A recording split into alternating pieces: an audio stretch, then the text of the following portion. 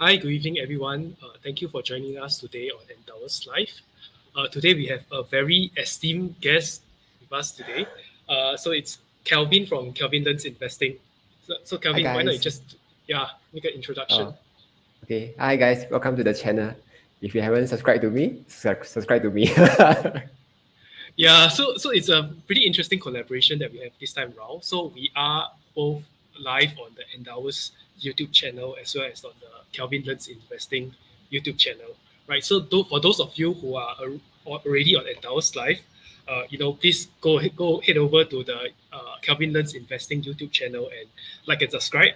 And similarly, for those of you who are already on the Kelvin Learns Investing channel, please if you like our content, please like and subscribe to Endowus YouTube channel. Yeah. So very interesting conversations that we are going to have today on funds and stock picking, investing for beginners. Right. Okay, I'm just going to go straight into the presentation today.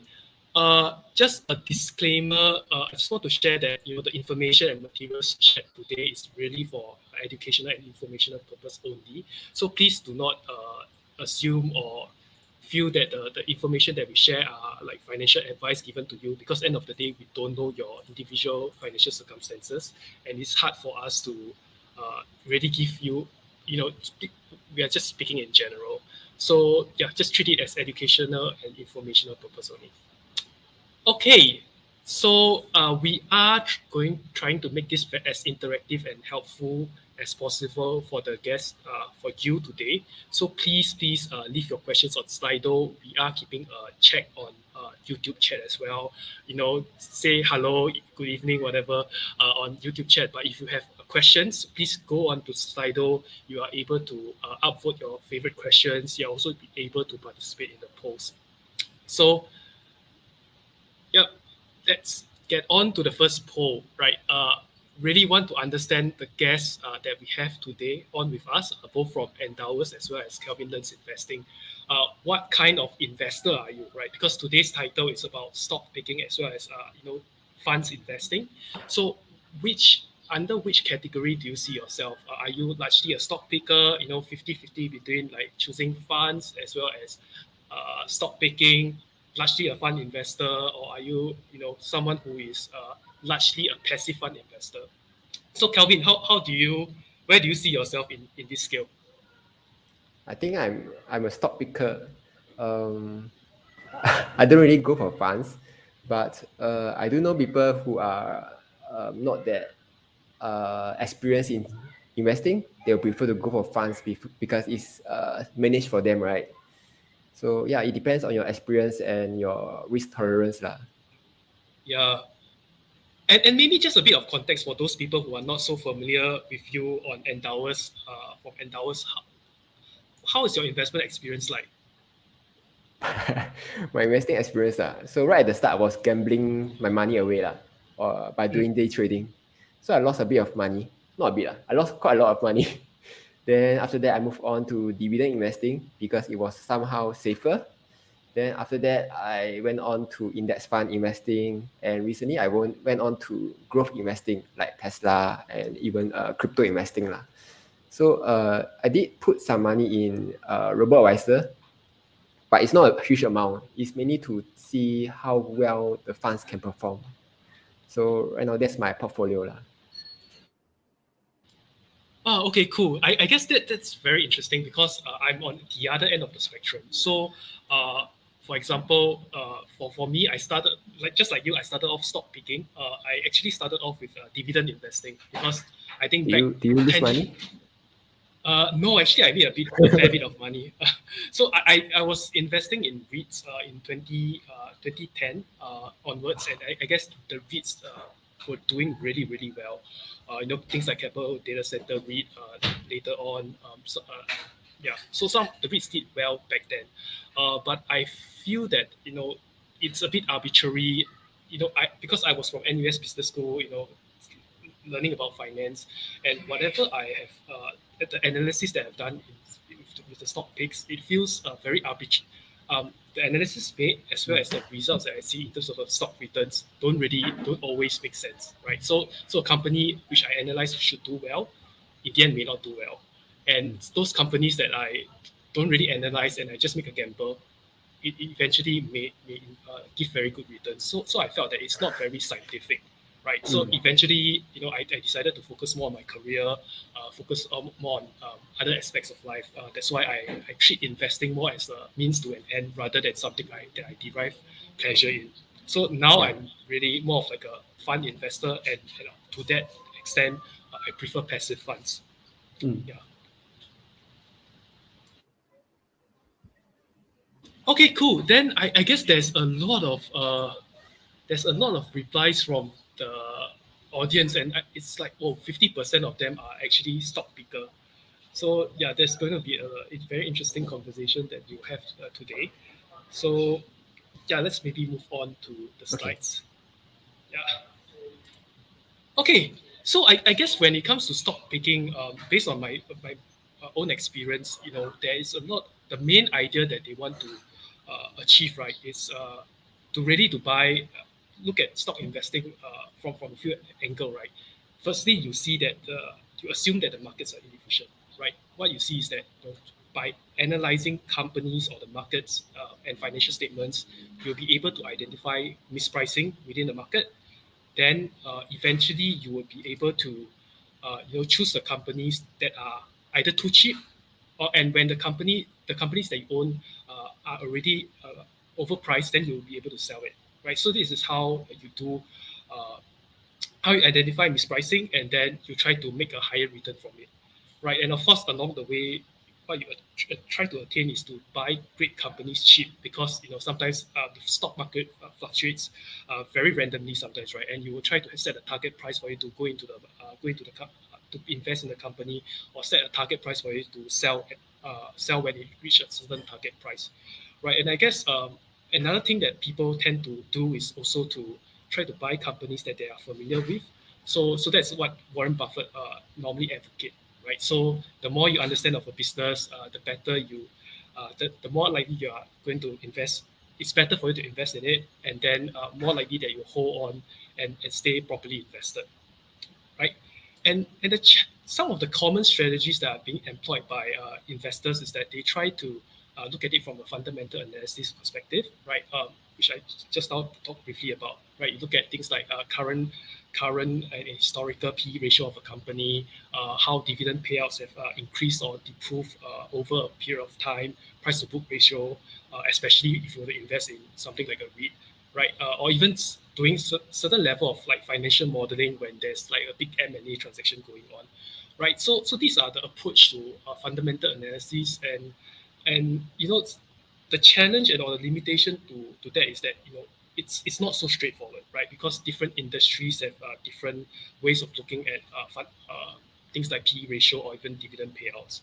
Uh, there could be a very large scale macroeconomic change, right? So just as an example, you see that the S&P 500 PE ratio of it has been increasing over the past 10, 20 years, right? Is the market overvalued because of that? I don't have an answer to it. But if I were to sit out of the market because of my perception of market being overpriced, then it's going to cost me a lot, because the S&P 500 again hit all-time highs, right? So some of this fundamental analysis, it's not so straightforward because of the constraints that we have. Right. When it comes to technical analysis, the limitations are even more, right? Because it's really easy to not see very random returns. And for technical analysis strategies, these strategies are unlikely to last over the long term because of things like high frequency trading, right? So it's not something that is very sustainable based on research, and it's more often than not a bit of more of like a superstition when it comes to investing, rather than something that can be very systematically employed to give long-term returns, right. I think nowadays there's a lot of meme stock investing, right. If you look at follow threads like Reddit Wall Street Bets, or to if you were to follow some other hardware zone forums, people tend to have something that they want to invest based on market interest, right? And I guess the idea is very simple. You try to buy a company that's undervalued, and you sell it when it's overvalued. But when it comes to this kind of like forum-based, very sentiments-driven type of investing, it's really very difficult for you to determine whether the price that you are getting in or out is high or low, right? Because it's so driven by the market spirits. Yeah. So, Kelvin, what do you think? What's your own experience about around stock picking? So there are the pros and cons of stock investing lah. So the pros is obviously if you go and buy one single stock and it's easier to get a higher return. Like someone in the comments said that Chicken Genius 10x on just Tesla, right? So that's the pros. But obviously, if you can go up 10x, obviously it can go down very quickly. So if you are blah blah and you don't know what you are doing, then the risk is much higher compared to investing in funds. On the other hand, if you are investing in single stocks, then the fees are very low lah, when compared to robo-advisor or fund investing. Because let's say if you use interactive brokers, your fee is like 30 cents to $1. Or if you use Tiger Brokers or Momo, it's only like $2. And you get a free gift on top of it if you sign up using a referral link.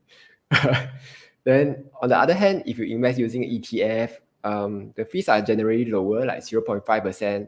Or if you need someone to manage your fund for you, like robo-advisor, active funds like RK ETF, then the fees can be up to 1% or even more. So these are the pros and cons of investing in single stocks, lah, I would say. Yeah, maybe just to add on to that, I think investing in the part about fees is actually a lot more complicated, right? Because I guess when you buy single stocks, you pay a one-off transaction fee, right? And then if you were to buy and hold, actually the cost of that one-off transaction fee could be very low across your entire investment period, right? But when you invest in a fund or when you invest in funds through robo advisors, then there is always that recurring charge across a period of time. So yeah, so that's some of the nuances behind this. But one more point to add, I want to add is that I guess when you invest through a platform like a brokerage, they have the user experience or the interface is actually trying to encourage you to trade more, right? So there's always like a top ten winners, top 10 losers. It's always either a sea of green or a sea of red, right? So there's that inclination or that urge to ask you to do something with the money, right? And I guess that's where the risk of you over trading or over tinkering with your portfolio happens. And I guess I will share a bit more on that later on. Yeah. Okay, let's move on. Your investment experience with Tesla, if you can share something about that. So viewers of my channel will know that a huge part of my portfolio is in Tesla lah. I think like after the recent run up, it's already like 80% of my portfolio. Even though I don't intend it to be so high, it's like that lah. So I started investing in Tesla around March 2020, and the time I wasn't familiar in the stock. I bought it only because Chicken Genius said that he likes the stock. So if he likes the stock, then I like the stock. Then obviously it's a bad idea to just follow blindly. So when it dipped around March, I paper handed and sold. Looking back, it was a very bad decision lah. But over time, right, over a few months, the more I researched, the more videos I made, I realized that Tesla has the potential to become a good company.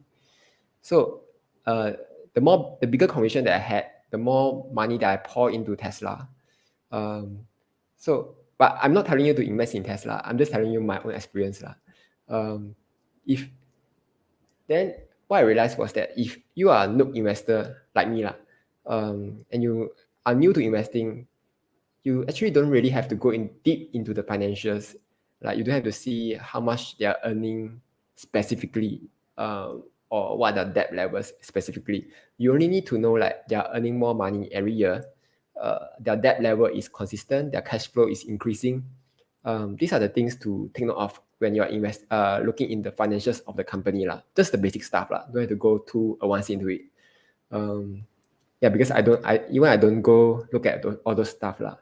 As for research, right, you can go look at the blogs like Sidley. They have good articles on individual stocks. I think, quite frequent lah. Then YouTube, a lot of YouTubers talk about stocks, right? But the thing is, you don't just go and look at the YouTuber who are allocating the stock. You also have to look at YouTubers who are against the stock. That way, you will get a more balanced view lah. Whether some say they like Tesla, some say they hate Tesla. So you take the views from both sides, and you make your own informed decision lah. So TLD don't follow blindly. Do your own research. Yeah, on this note, I really appreciate, when Kelvin says something about, like, try to get an opposing view of things, because I think, for us, one of the bias that we exhibit as investors, one of the bias that we exhibit is confirmation bias, right? So we tend to search for information that confirm whatever our hypothesis is. So, for example, if I have a feeling that, okay, Tesla is a better investment, then I will go and go to websites that that confirms my bias. So, for example, parts of you know YouTube channels like maybe Chicken Genius, where they always he's obviously a very big Tesla fan, right? So there is that inclination for us to confirm our bias, and maybe hang out with friends who have the same investment approach as us. So it's good to have a slightly more cautious or even cynical view of investing, and always question yourself, like, whether this is the best way to invest. Yeah. Yeah. Yeah. So what about Okay. your own experience around, like, mistakes about investing? Yeah. So these kind of mistakes I actually made not so recently already. It's more of a beginner's mistake lah, that I would say. So right at the start, when I see a stock, I would just think the stock is just the name and the price, like Sheng Siong is this amount, Tesla is this amount. Then we will think like, wow, Tesla $1,000, very expensive. But actually, there's a lot more stuff behind just the numbers and the name lah. Like there's a real company behind it. There are people working for the company. There are the whole production, everything lah. So when you are when you are buying a stock, right, know that you are investing in a company, not just buy low sell high lah. So then try not to follow blindly. This one I mentioned earlier. As for buying low, selling high, all of us are not Fakor lah, Fakor the gambler lah. So our strategy is obviously not to buy low and sell high, because if you see all the top billionaires, all the top investors, they don't really do that kind of thing lah, buy low, sell high. Most of them just follow this simple strategy: buy and hold. Just keep buying and holding, and only sell if you need the money or if you found a better investing opportunity lah. Then the fourth mistake is selling winners. So let's say if you see Tesla $800, if 2 weeks ago you see it goes up to $900 and you sold, wow, you gain $100, but then it went to 1,002. This means that you missed out on a lot of gains. But this is just a short term. If you see over the long term, even like Cathy Woods, Chicken Genius, who are bulls of Tesla, they give it like 3,000 over returns. $3,000, you reach $3,000 by 2025, according to them lah. So if you were to trust them, it's like 3x of the current price, and compared to your $200 is nothing. So basically, just if you have a winner, just hold it, don't sell. Then if you really want to sell, right, I would suggest look into options selling options, because you can generate a consistent income out of them. But this is more for the advanced investors lah. But for basic investors like me lah, just buy and hold lah. That's all. Yeah, maybe just to clarify, Kelvin, like, and I guess that's also alluding to one of the questions that have been asked by the audience.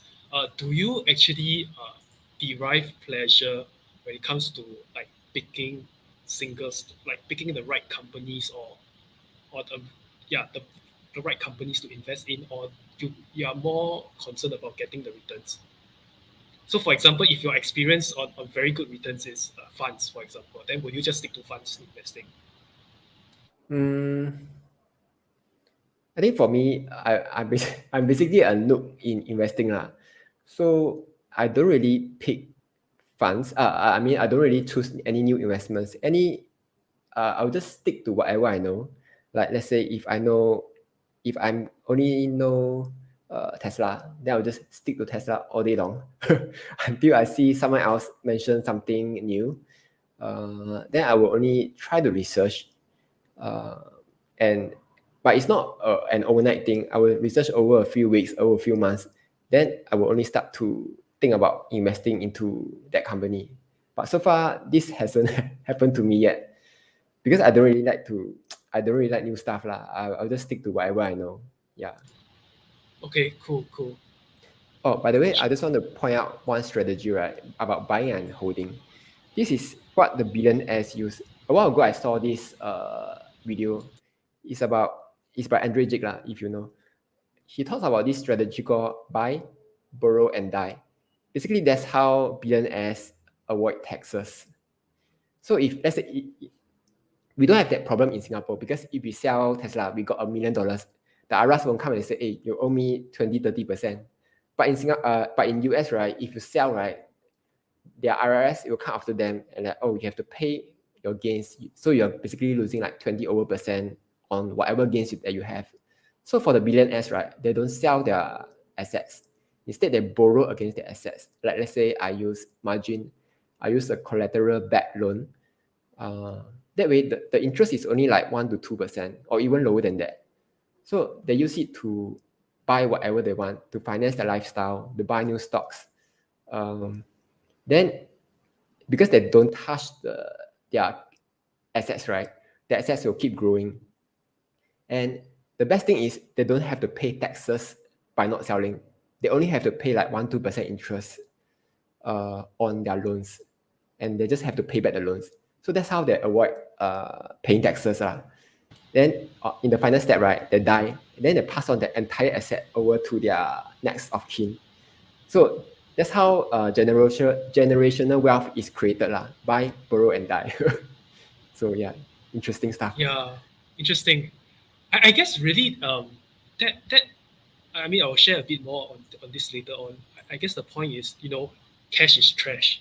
I think that's the Yeah, first thing that I want to share, right? Because even okay, maybe when it comes to margin investing, or margin trading, it's a bit something that's too advanced for this beginner session, right? But or even for people like myself, I'm quite uncomfortable with margin investing, right? But in general, I guess if you want to really make a meaningful difference in your wealth accumulation journey, you have to invest, and you have to invest in a meaningful way, right? Not just like, hey, I take $1,000, $2,000 to go and put it in the most speculative, the highest risk investment, and hope to get 2x, 10x returns, but really to yeah, invest as more of your wealth in a meaningful way, so that there's more money that is growing and compounding over a longer period of time. yeah. So Yeah, so it must have a purpose, or like let's say if you go to gym, you don't just go for 1 or 2 day, right? Your muscle will never be buff lah. You will only be sore. So if you really want to build muscle, you have to do it consistently, right? And do it 1 or 2 hours every week or something like that. So this is the same for investing lah. You don't just pour in $1,000 and be done with it. You won't get rich or whatever lah. So yeah, yeah, cool. I think that's a very good point. Like, it's like investing is like going on a diet. Though it's not, you can't see a result in 1 or 2 days. yeah, Okay, yeah, and I guess maybe let me share my own take on investing in a more active manner through stock picking, right? So I guess one of the major arguments that stock pickers would like to share, especially for the just maybe to also share some perspective to that to, the, to be a contrarian for that 51% who says that they do mainly stock picking, that actually Warren Buffett is not such a good role model to emulate, and we may not be able to emulate him so easily as retail investors, right? So one of the main reason why Berkshire Hathaway is able to get higher returns than the S&P 500 previously is that he's able to access higher returns through higher borrowings, and it's not purely because he's able to outperform the market through his the kind of active investment decision that he makes, right? So this is a study that's made by the CFA Institute, and they realized that if you were to look at how Berkshire Hathaway invested, a very big part of how he's able to generate higher returns is because they are an insurance company and they are able to, they are a triple A company, right? So they're able to borrow very, very cheaply and buy a lot more assets than what they have in their books, right? So it's much easier for them to get higher returns from there, right? So that's one thing. And the other thing is that he has a investment strategy. He doesn't really just pick Coca-Cola or IBM or whatever companies and get better returns just because of his specific stock picks, right? What the CFA Institute realized is that he has, if you were to adjust for the investment strategy that he has, which is to focus on value quality stocks, actually he doesn't really have any outperformance, right? So it's more of like a, some people will even say that it's some form of factor investing where you are buying, value companies. You are buying more companies with better cash flow, and this is not really a stock pick. This is more like an investment approach, right? And I guess the last point is really pretty unfortunate. So recently, he has been underperforming the S&P 500, and I guess that's also very much because of his past his experience around investing in companies that he's familiar with, right? So he wasn't investing in tech companies like Google, Amazon, Apple until more recently. And as all of us know, the tech companies, the tech sector has grown tremendously in terms of the market cap for the S&P 500 across recent years, right? So he has been doing very poorly relative to the S&P 500 recently.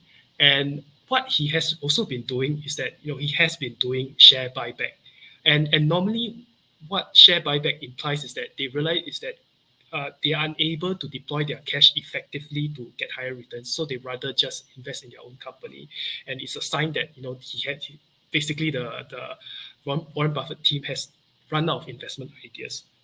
Right, so these are some examples why Warren Buffett is probably not as great as we think he is, even though I'm sure he has his many of his quotes and investing lessons have given us some guidance on how we should be looking at investing. Yeah. So on this, I just want to share a chart on how Warren Buffett, the Berkshire Hathaway has performed against the S&P 500. Right, you can see that the lighter blue or the gray chart is actually the returns of the S&P 500, and you can see that recently, the S&P 500 has been doing better. So just some figures for reference, and yeah, so we are going to share more about investing in funds now. And I think Kelvin will share more about his perspective. So there are two kinds of funds, right? Active funds, passive funds. So let's say like S&P 500 is like a passive fund. UPK ETF is like an active fund, right? There's someone behind actively managing the funds. So there are obviously pros and cons to each of them lah. So for active funds, there's a manager managing the funds. So it depends on how good is that manager. Like just now you showed that Warren Buffett. I'm sure sometimes he will outperform, sometimes he will underperform. But if he doesn't keep up to date with the latest trend, then it's hard to outperform the market, I would say. Then there was some study that found that 91% of active funds actually underperform the S&P 500. This is on top of all their access to all the data, all their analysts and stuff. And on top of that, they are charging a higher fee compared to a passive fund. So if you ever choose active funds, right, it's very important to choose a good fund manager, not just look at the fund itself. You have to see who is behind the fund. And this part is actually quite hard to do, I think. Then on the other hand, there's passive funds. So it's basically just tracking the market. If the market goes down, then the fund will go down. If the market goes up, then the fund will go up. For example, it's like STI ETF or like S&P 500 or like technology ETF like SSLK. Then because this thing is a passive fund, the fee is very, very low. Like it can be for Vanguard funds is like lesser than 0.1%. For other kind of funds is like 0.5%. So even Warren Buffett himself recommends to just invest in passive funds. So he gave his trustee. He told them that if I ever pass away, just use my inheritance and invest all of them in S&P 500. So that's how much he trusts passive funds lah. Yeah. Yeah. On that note, I guess to Kelvin's point, it's really not easy to beat the market, right? And I think a lot of studies actually showed ascertain this, right, by Morningstar.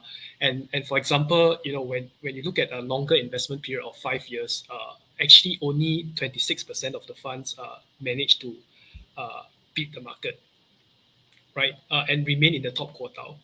And over a longer period of time, only 14% of them manage to stay within the top quartile, right? So it's like it's almost like a dice roll to that extent. And after some time, you realize that most of these fund managers are not able to outperform because of the fees that they are charging, which is what Kelvin was sharing about, right? So you can imagine that for fund managers to be able to actively invest, they will need to dedicate resources to uh, doing research and to trade in and out of the market, right? So that builds becomes a part of the total expense ratio of and the management fees of the fund, and then in the end will eats into your return over a longer period of time. Yeah. So, but then maybe just to also share a counter argument for active fund management, right? So I think it's very very easy to really just lump everything and make a point that okay, passive equals to good, active equals to bad, right? It's very easy to say that, but I guess this is evolving. The financial markets are maturing and evolving over a long period of time, right? So if, for example, if you were to make a statement in 1900, back in the days where yeah, they are still using steam engine, for example, right? The circumstances are a lot more different, and the index it may be easy for fund managers to consistently beat the index at that point of time, right? But the financial markets are actually evolving all the time, and if you were to look at for example, the U.S. Broad markets indices, for example, the U.S. large blend, U.S. mid blend, and small blend. All of these funds, all of these indices, it's very difficult for the active funds to consistently uh, beat their respective index, right? So, for example, only 44.8% of the U.S. large cap companies, uh, U.S. large cap active funds can beat the market in a 1 year time frame, right? So it's against the dice flip of a coin. Around 45% managed to beat, right? But if you were to spread it out into 5 years, only 26% of the U.S. Large cap active funds would beat the market, beat the index, right? So it's not easy for developed markets, for fund managers to do well for developed markets, right? But if you look at something like, for example, the US real estate, or you to look at the global real estate, right? The chances of active fund managers beating the index is actually a lot higher, right? So and it's even more so for things like corporate bond funds or even high yield bond funds or intermediate core bond funds, right? So it's actually a more nuanced answer, right? And generally speaking, you know, for for sectors like emerging markets, fixed income, it's possible for specific for active fund managers to do better and to do better consistently, right? And very developed markets like the US market, something that's tracking or benchmarking it against the MSCI All Country World Index, those could be, those should, probably be invested in passive funds. So that's what I want to say. But I think something to take note of is always to invest in cost efficient funds, because everything is constant. Cost is always a constant when it comes to investing. Okay, so just to share a bit of how we look at fund selection at Endowus, we really care about things that can be identified when it comes to fund selection, right? And our investment office work really hard to really bring in the best in class funds, the lowest cost and most appropriate product for our clients to invest in. Right. So what happens is that we come up with a curated fund list rather than being a supermarket of funds. Right. So we do the fund selection for you. There are the best funds for the different investment strategies out there, and we make sure that we have Sing dollar denominated tax efficient options available for our clients. And that is how we are different from other platforms that are out there in the market. Right, so let me just very quickly share with you this investment fund list. I'll put the link of this within the YouTube comment. You can just play around with it. It's actually quite different from the usual fund platform. Right, so for example, you can see that there's a lot of information out there. And let's say you have a very specific investment strategy. So we talk about let's for example, Kelvin. I know Kelvin suddenly has an interest in emerging markets, right? So he wanted to choose an emerging market fund. He's happy to take higher risk for it, right? And we would be able to help him come up with a list of funds that are appropriate for him. So and this will allow him to this we are able to help him select a few different funds for him to compare against each other, right? So if you were to go there, you'll be able to see these four funds placed side by side, and then you get a lot more information on how these funds are being invested in terms of like their top five holdings, um, their historical performance, uh, based on year to date 2020 returns, 2019, 2018, risk return matrix, how they are in terms of like the different risk matrix as well, the dividends that are being paid out, if any, as well as most importantly, costs, right? So Singaporeans, we care all about costs, fees. So these are the kind of breakdown that we provide for you. And I guess there's this question on by Harvey is that seems like most of the fund in the platform are actively managed fund. Um, Actually, we do have a lot of passive funds available, and maybe because of how Endowus is being portrayed and marketed, actually most of our clients invest in more passive funds than active funds, right? So that's just something that I want to share, and we have a lot of passive funds from managers like, or passive or systematic funds like Dimensional, right? The LGI Infinity series, and whatnot, right? So I would just maybe encourage you to take a look at how we this platform. There's a lot of things that you can play around with, and you will be able to probably get something that is yeah, aligned to what you want. So you can see there's this passive selection. So let me just play around. Maybe just remove away this down selection criteria. So now we have passive, right? You can see that there's this even sustainable index funds, right? The S&P 500, global stock index fund. Um, yeah, so there's quite a few options available, and the terms passive. I would say that dimensional is a lot more passive than active. So yeah, that's another 6 or 7 funds at least. Okay, let me go back to the slide. Just a moment.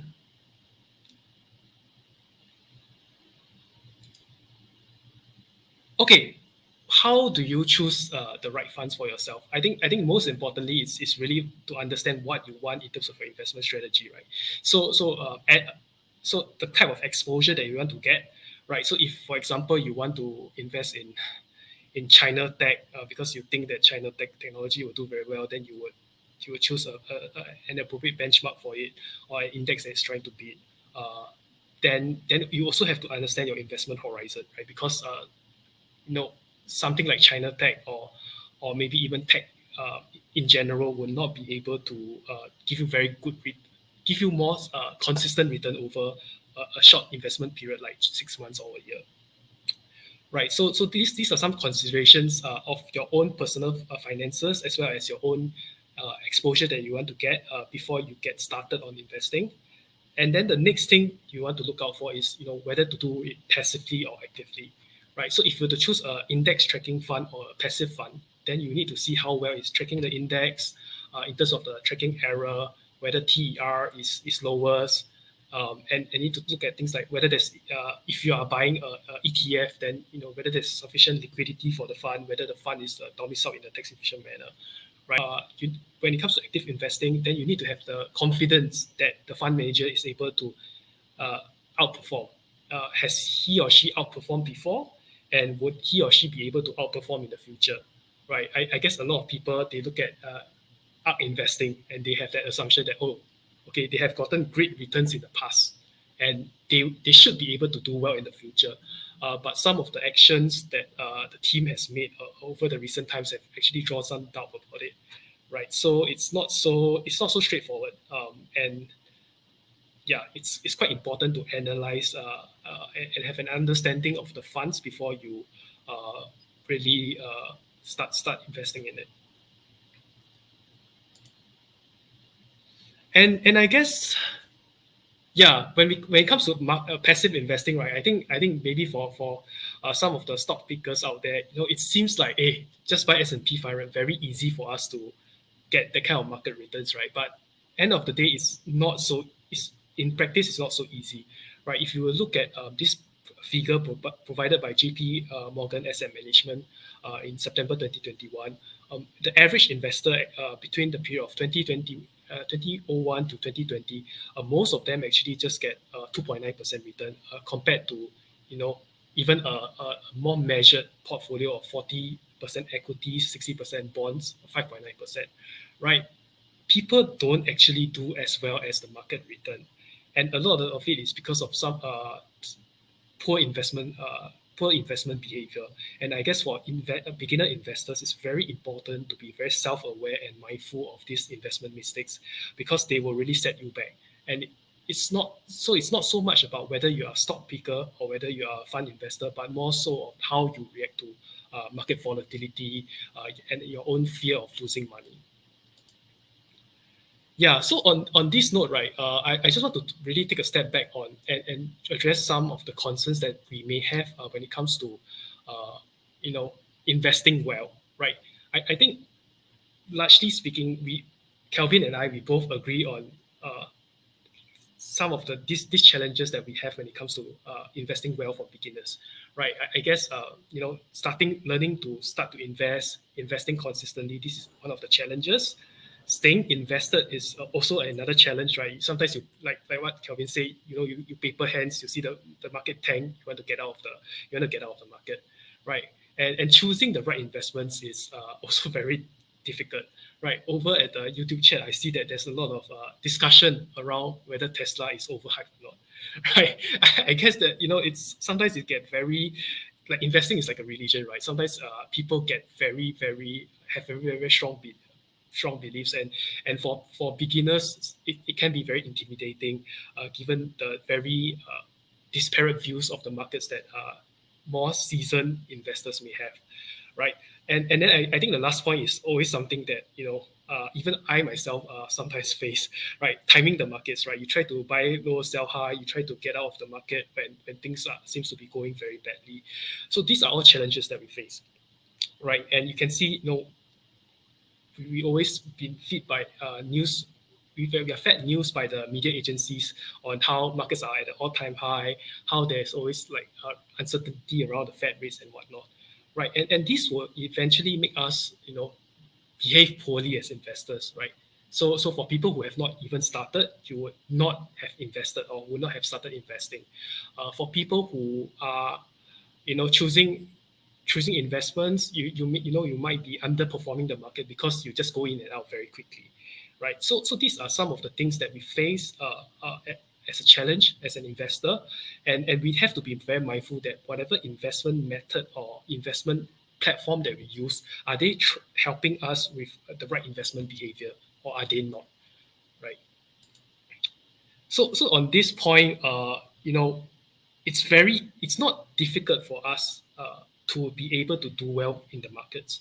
It's simple, but it's not easy to execute, right? So you can imagine for the worst market timer, right? So for someone who actually invests in the market at all-time highs, he would still be able to do very well even if he were to uh, invest at all-time highs. But he just have to hold on to his investment over a long period of time, and you get a very high return, right? So of course, there's volatility involved, and he would have to uh, really clench his teeth and get past those difficult time.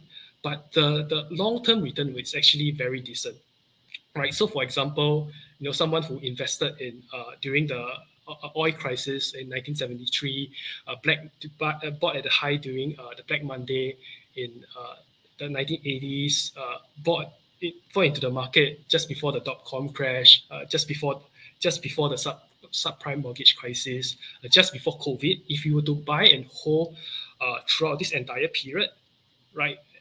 Stay invested, clench his teeth, there with the volatility, he would still be able to get 8.72% even as of end April 2021. Yeah, so this is something very incredible, right? Yeah, I And just want to add on something.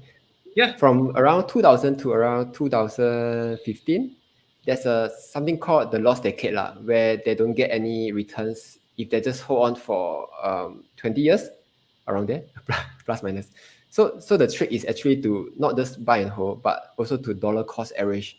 So if even if you buy at a high and you dollar cost average, by around, let's say if you start around 2000, year 2000, then it went down to 2008, it crashed around there. But if you just dollar cost average all the way down, you have sort of break even around 2005.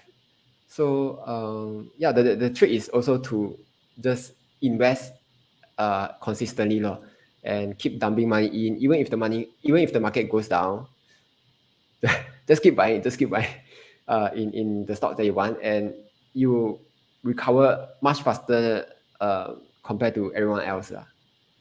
yeah. Yeah. And I guess that point is always, there's always a question around, should you lump sum invest or should you dollar cost average, right? And I guess So for when Gard actually did a study on this, should you lump sum or dollar cost average? What they found was that actually lump sum gave a higher return compared to dollar cost average, but the difference in return is only like 1 to 2%. So personally, I use dollar cost average, even though it was proven that lump sum gives a high return, because dollar cost average gives me comfort, knowing that I have money to invest if ever the market goes down. So actually, but then on the other side, if the market goes up, then I'll be missing out on the gains. But whichever strategy you choose is fine, as long as you can sleep well at night. I would say. Yeah, I think most importantly is just to make sure that you account for your behavioral issues and don't Yeah. have a knee-jerk reaction to investing, right? I guess just now when Kelvin was sharing about the lost decade, it's around it's for the US S&P 500, and I guess that's where it's a good idea to invest even more broadly than just the S&P 500. Buy the world, buy the equivalent of the world index, buy the equivalent of the MSCI All Country World Index, right? So you don't just rely very heavily on the US stock market, but you also buy into Europe, Japan, China, even smaller markets like Hong Kong and Singapore. Yeah, and this is I guess the something that to end off with, right? Time in market is actually a lot more important than timing the market, right? And it's very important for us to have more in our investments than having more in cash, because timing the market is very very difficult, and it's really, I think it's very difficult to do it well once. It's even more difficult to do it consistently well across 20 or 30 years, right? So I guess to the point on this is that if you were to invest in if you were to just have 100% in your investments, right, you just need to have a 7.2% annualized return for your money to double every time, right? But if you to hold on to too much cash, let's say for example 80% cash, for you to double your investment, you need to get a 25.9% annualized return for you to double your cash in 10 years, right? It's a lot more difficult to do that consistently, right? I'm not very sure whether it's possible for you to identify a single stock that's able to give you 25.9% across Tesla. 10 years. Yeah, but that's on hindsight, right? Yeah, If hindsight. I on hindsight, yeah. Yeah. So I mean I'm I wish that I'm the person that is able to invest in Tesla, you know, 10 years ago. I wish that I invested in Apple back when I was in junior college, right? But it's those are all based on hindsight, and Yeah. yeah, it's not easy to execute on it. And to identify the next Tesla or Apple or Google for that matter. Yeah. So I guess just to conclude today's session, right? It's most important for you to really know what's your investment goal and what you want to achieve in investing, right? Because it's very very easy for us to be led astray by what's out there in the market, right? It's very important for you to also get your priorities right, right? What do you want to achieve with your investment experience? And then lastly, it's we also have to be very mindful that we cannot really even for experts, it's very hard for them to fully understand the market and to outsmart the market beyond understanding the market, right? And it's more important for us to be very self-aware how our investment behaviors is like, and try to improve on it or correct it. It's just like exercising, right? We take steps and improve on it so that we invest longer term, we stick to the right investment approaches, and we'll be able to uh, do well for ourselves over a longer period of time. Yeah, Mm. so I think there's this quote by Benjamin Graham. He is the mentor or the teacher of Warren Buffett, right? And then I guess this quote is really helpful for us, even at whatever stage of our investment experience. Sometimes I also look at this quote and I just reflect on my own actions, and I think it's really helpful, right? So it says the investor's chief problem and his worst enemy is likely to be himself, because in the end, how your investment behave is much less important than how you behave. So yeah, this is just something for the viewers to take away with. Or in short, don't be a donkey. Don't be a Donkey. donkey. Okay, Yeah. yeah. Okay, I think that's the end of today's session. Guys, please feel free to ask your questions on Slido. Uh, okay, I guess there's this question just asked by anonymous. How old is Kelvin? He looks young. Kelvin, do you want to answer just something more 34. light-hearted? I'm Sorry, how? 34 now. 34. Yeah, 34 now. Yeah. Okay, I'm not very sure whether you share that in any of your videos. Okay, I think there's some other questions. So, guys, please look through the YouTube chat, or else you can also look at the YouTube description for the Slido link. Ask any questions that you have for Kelvin, Gogo, or for myself. Okay, I see that there's a question that's specifically about Endowus. Would Endowus start adding funds? Um, just a moment, yeah. Let me change the format. Would Endowus start adding funds from iShares, Spider, Vanguard, Schwab into your list of investment fund? We actually are trying to, in the process of adding in more funds. So you can see the FundSmart list of funds actually have been growing over a period of time since we started it, since we created the FundSmart platform in April 2020. So yeah, there's been a lot of improvement since then. We will try do our best to include the most appropriate funds available on the platform. Yeah. Okay, and the argument for passive investing works for US dollar S&P 500. Does it work for Sing dollar exposed to currency risk, withholding taxes even for Ireland listed funds? Okay, so this one is a more high level question, and maybe let me just take a step back and share the concerns of the viewer who's asking the question first, so that we all understand where it's coming from before we talk about what's our take on it. Okay, so when you invest in something more global like the S&P 500, you know there is always perceived currency risk, right? Because we are Singapore investors, we spend we go and eat cai peng at hawker center, right? And those are in Sing dollars.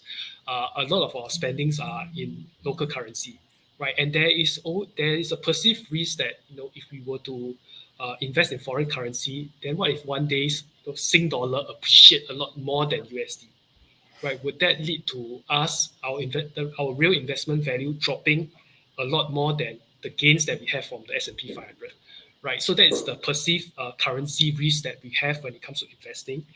And I would say, generally that's true if you were to be, say, for example, in being based in a country like China where uh, there's a lot of domestic creation of economic goods and services, right? China itself is a very self-contained economy, right? The food that you eat, the services you get is all produced within China. But for Singapore, actually, if you were to see the type of services that we consume, we are using Netflix, we're using Spotify, we a lot of the advertisements, Kelvin is on YouTube, right? So Google is generating a lot of ads revenues. So we are a very import driven economy, right? The vegetables that we eat for our cai peng is all coming from Malaysia. So there's not much currency risk if you were to invest globally because we are a very open economy. So investing in like a S&P 500, even a global index, is actually fairly safe for us, especially if you have a long investment horizon, right? And to your point on currency risk and on a shorter investment horizon, for a shorter investment horizon, it's even more important for us to invest in, like say, a currency hedge fixed income product, right? And that's what we do at Endowus, because over a short period of time, com- countries' monetary policy will change, the FX movement may change, and that will impact on your real investment return after taking into account forex costs, right? So it's important to be FX hedge for short-term investment, and that's why you should get a Sing dollar hedge fixed income products, not fixed income products in US dollar as what a lot of other robo advisors are doing, right? And for longer investment horizon, it's actually okay for you to take some FX risk, and maybe later on you switch over to a safer FX hedge product for you to make sure that you don't get any FX exposure. So this is a very long-winded answer. I hope the viewers get it. Yeah, that was the question. Is there a strategy to dollar cost average? Uh, I think it depends on whichever makes you sleep well at night. Like let's say for me, right? As you all know, if you follow my channel, I lost my job. So to me, right, I have to hoard some cash because I have a wife, I have a kid, I have to feed them. Otherwise, my wife will run away. So so I have to actually hoard more cash than usual. But let's say if I have a job, right, I wouldn't mind pouring to dollar cost average as fast as possible into the market so that I can use up all my cash. Because as long as my cash is not invested, the inflation is going to eat up like 1 to 2% of my cash every year, and I'm going to miss out on all the gains, all the potential gains So it depends depends on your circumstances. If you have a consistent cash flow coming in, according to some people, is they would recommend dollar cost average and use up all the money within maybe 2 to 4 months. But it depends on you. Yeah. Maybe share the questions here. Lah. I guess my strategy towards dollar cost averaging or lump sum investing is that I generally just invest everything that I get net of expenses every month, right? So I'm always 100% into the market, right? And I guess this is also because how I observe some of my friends invest, right? It's very difficult for people to invest very consistently, and for example, if for a lot of us who are very good savers, we may save up, squirrel up $2,000 or $3,000 a month, but we just tell ourselves, hey, maybe I just invest $500 every month, right? And we just put in $500 every month, and then maybe later on when the market drop, then I put in the rest of the money, right? But the thing is that you realize that over a long period of time, 3 or 4 years into your career, you may have 100K sitting in your bank account, and it's very, very stressful for you to think of how to manage that 100K investment. Right. So that is just something to keep in mind when you ask this question on like, should I dollar cost average or should I lump sum? I think the end goal is that you should try to get comfortable holding less cash, and try not to accumulate a lot more cash, more than whatever you need, as you invest, because you don't want to end up like having 100K, 200K, and you realize that now the interest rate 0.05%, right? You can't really do anything about it. So that's just something to keep in mind. Um, okay, there's this question that's very, very upvoted, and I also want to ask Kelvin this, right? So Kelvin, your portfolio is now 80% Tesla. Any thoughts to rebalance to Endowus or any funds? Yeah, what are your thoughts on that? Actually, I've been thinking about this question since like forever lah. About half a year ago, when I went to the Sydney's interview lah, I told everyone that I was thinking on rebalancing my Tesla, but I I didn't do so because I didn't manage to find any better investment. Maybe I wasn't looking hard enough lah. And from 70%, it went up to 80%. And I think as long as I am not able to find a better investment, I will try to, I will just keep dollar cost average into Tesla lah, because that's my highest conviction stock ma. As for rebalancing, right? Actually, I'm looking to dollar cost more into crypto, into crypto, but I haven't really found what is the best investment to go into lah. So for now, I'm just dollar cost average into Tesla lor. Yeah. Yeah, and maybe let me just share a different perspective on things. So when I listen to someone like Kelvin, and obviously I admire and I wish that I'm making a very high return on my investment, like what he's doing with Tesla and maybe potentially in the future cryptocurrency. That is something that I may go through, and some of you may go through, right? Hey, someone else is doubling his money every 6 months. Why shouldn't I be trying something like this? Something that I comfort myself with is that I don't really need to spend a lot of time managing my investments, because I'm investing in very diversified low cost funds that effectively is trying to replicate how the market or how the economy is doing, right? So it's a very, very simple approach, and it's very easy for me to sleep well at night investing almost all of my money, right? And I guess for many investors, even if you're a young investor, it's a very good place to start, because you build that discipline of investing in a way that it's very consistent. So it's like getting it's more like having a good habit of exercising well and eating well. So if you can start off with that, and understand yourself better before going on to something more higher risk, then that could be a better way to manage your emotions and biases around investing. Yeah, just to share an alternative view. Yeah, most important is you can sleep well at night lah. Um, I know a lot of people are very risk averse. They will say this thing that can go so high will drop so fast. If that's okay if you if you don't like to invest in Tesla, right, you just go for S&P 500, whichever makes you sleep well at night lah. Because yeah, that's the most important thing lah. You have to keep investing over 30, 40 years lah. If you can't sleep well at night, how are you going to keep living on your life, right? Yeah. Okay, I'm just gonna take one last question. Maybe Kelvin, you choose one last question, one last favorite question for yourself because we are running late already. I guess there's a for the Endowus crowd. There's this question that is like on everyone's mind. Xingxi Endowus Cash. Thanks, Wei Wen, for the question. Endowus Cash Ultra is losing money. Will there be rebalancing?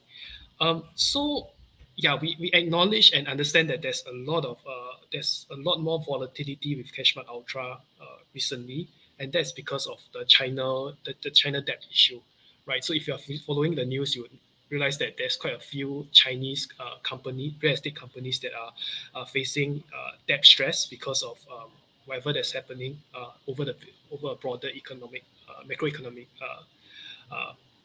concerns. So there is that with that backdrop, the bond funds that we have with China exposure, they are doing poorer, right? And I think the way we should be looking at Cashmart Ultra is that you should be investing more than 3 months into it.